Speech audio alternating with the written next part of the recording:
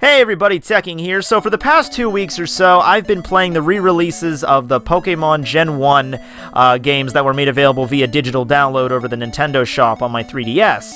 I, for one, downloaded Pokémon Blue since I always owned the red version as a child, and, I got through the game in about 3 or 4 days, and a lot of nostalgia, had a lot of fun, but I wanted to see if I could do something that I never could as a child. I wanted to see if I could collect all 151 Pokémon. I mean, after all, I did it before, on an emulator with a bunch of save states and GameShark codes, but, aside from that, I wanted to see if I could legitimately do this on the actual game itself, because they were very tried and true to the original releases, they modified some stuff, involving trading and battles and stuff, but for the most part, they left all the glitches in. You don't have save states or anything like that. It was like playing a game, the same way you did back when it was released in the 90s. And for some reason, I felt since I was an adult, obviously, it would be easier for me to catch all these Pokemon now, because, I have access to the internet, and I know where all the Pokemon are and everything. But throughout this mission, I have discovered not only the fact that it's just as hard as it was back in the day, but also I can pretty much cement this in and with sound logic of why this is the hardest Pokemon to catch in the Generation 1 games. The releases of Red and Blue, anyway. We're not talking about green version or the yellow version. So what is the hardest Pokemon to catch? Well, before I tell you, I should probably explain why the other ones are not. So, probably the first Pokemon you're going to think of when I say the hardest to catch are either going to be Mewtwo or the legendary birds, because they have a very hard to catch rate, I guess I should say. You ever try catching a Mewtwo with a Pokeball? It has been done before. I have seen somebody do it. I think I caught him as a kid with an Ultra Ball once, but it took a long-ass time. But those are the Pokemon you're probably thinking of, and the reason they're not hard to catch is exploiting a very popular glitch in Generation 1, and that is the Missing No glitch. In case you don't know, the Missing No glitch basically allows you to duplicate whatever item is in your 6th item slot, I think it's 150 times over. So, with this method, you can put a Master Ball in your 6th item slot, do the Missing No glitch, go to Viridian, talk to the old man, his swipe is swapped out with yours, and then you go to Cinnabar Island, swim along the coast, and then you battle Missing No, and even if you don't catch him, the glitch will still activate, and that'll duplicate the item. So if you do that with a Master Ball, boom, you got 150 something Master Balls, so catching any Pokemon beyond that point is no problem, right? Well, the legendaries were a cinch for me. I used the Master Ball and I got them all in the first turn, no problems. So, if catch rate is not an issue, you're now probably thinking about maybe Pokemon you need to trade in order to gain access to. As with all Pokemon games, there's some Pokemon that you simply cannot catch in one version. In Pokemon Blue, you can't catch Mankey or Oddish or Weedle or any of their evolutionary lines. Along with that, you also have the other starters, the other fossil Pokemon you didn't get at Mount Moon, the other fighting Pokemon, Hitmonlee or Hitmonchan you didn't get from the Fighting Dojo, the rest of the evolutions that you didn't get. These Pokemon you can only access through trading with another player, along with other Pokemon that can't have their evolutionary lines completed without a trade.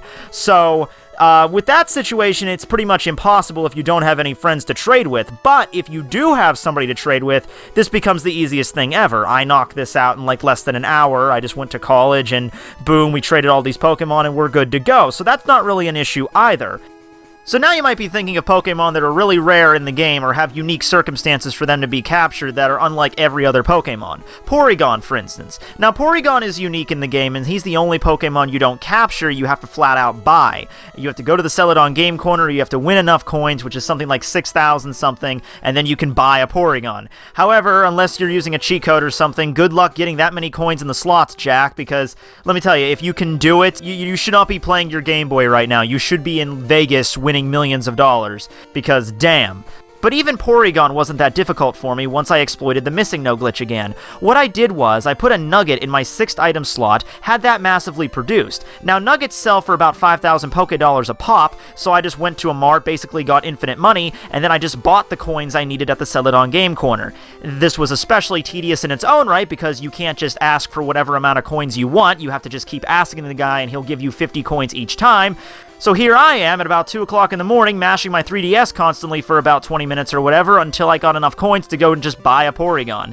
Now, was it tedious and annoying? Well, absolutely, yes, but it was not hard at all. Oh, and in addition to that, I used the Missing No glitch one more time to mass-produce rare candies, so evolving my Pokemon wasn't a problem either.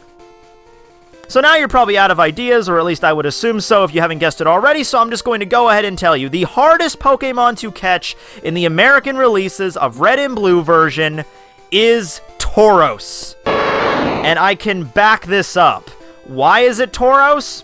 Well, first off, Tauros can only be found in one location in the entire game, the Safari Zone. More specifically, he can only be found in one area of the Safari Zone. Now keep in mind, when you're in the Safari Zone, you can only walk for 500 steps before you get kicked out of there and you have to start all over again. And in the area where Tauros is, you're already going to waste at least 50 or 60 steps just getting there, not to mention all the times you have to wander around in the grass trying to find Tauros. The next reason why he's such a major pain in the ass is that in this one particular area, you only have a 1% chance of running into him. 1 fucking percent. That is it. 1 out of every 100 Pokemon that you will come across, it will be a Tauros. That is insane, especially since going back to the 500 steps. You'd be lucky to run into him maybe 1 time per safari trip, maybe 2. But that's like the absolute maximum unless you're just like insanely lucky that you're gonna run into Tauros. And of course, as we all know, when you're in the Safari Zone, you're not allowed to use any of your own Pokeballs. You're stuck using their shitty dollar store knockoff Safari Balls. So, let me get this straight. You have 500 steps in the Safari Zone. You gotta waste a decent number of them just to get to the area where Tauros is. You have a 1% likelihood of finding the dude, and then when you finally get him, you have a shitty knockoff of a Pokeball hope that you're going to catch him. And may I also note that Tauros loves to run, you know, because he's a fucking bull. They're kind of known to run. So, this guy, I mean, you could try to throw bait at him, you could throw a rock at him, he's liable to run away either way. So, you have 1% chance of finding Tauros in this one area, throwing a shitty Safari Ball at him, and if you miss, he's fucking out of there. Now, of course, Tauros is not the only Pokemon that has a really low rate of being found in the Safari Zone. Chansey also has 1%, and then you have Dratini, which can only be found by fishing and has a 25% catch rate. Well, with Chansey, you can actually find it somewhere else other than the Safari Zone, in Cerulean Cave. At that point, I just threw a Master Ball at it, no problem. And then with Dratini, if you really don't want to go through the trouble of fishing a lot in the Safari Zone to try to find one, you can always just buy one for about 4,000 coins at the Celadon Game Corner using the whole thing with the Nugget and the mass-produced Missing No glitch I told you earlier. My point is, Tauros is the only Pokemon that has this really low rate of being found, and he can only be found in the Safari Zone. The only other Pokemon that comes even close to this is Kangaskhan with 4%, but Tauros is lower, so he wins the trophy. Oh, and don't even bring up Mew to me. Yeah, Mew might be a glitch Pokemon, but like I said, the internet's a thing now. You know, back in the day, getting a Mew was the most cryptic thing ever. Sometimes you don't even know if Mew existed. It was just a story that was told about on the playground. Is it myth? Maybe legends has it one day someone will find that truck and move it and discover Mew. But fuck, it's the internet age now. You can go on, read a walkthrough, figure out how to do the Mew glitch. I caught one in like less than 10-15 minutes. No, Tauros is the real challenge. So yeah, good luck when you get to number 128 because you're gonna fucking need it. Anyway, Tekking signing out.